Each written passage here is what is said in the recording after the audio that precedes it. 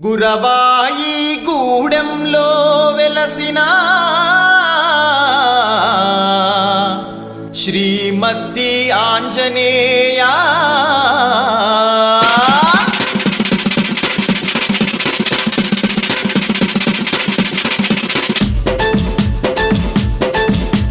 మా దైవము నీవేనట, మా పూజలు నీకేనట, మా దైవము నీవేనట, మా పూజలు నీకేనట. గురవాయి గూడెంలో మహిమగల మూర్తివట, గురవాయి గూడెంలో మహిమగల మూర్తివట. మా దైవము నీవేనట, మా పూజలు నీకేనట, మా దైవము నీవేనట, మా పూజలు నీకేనట.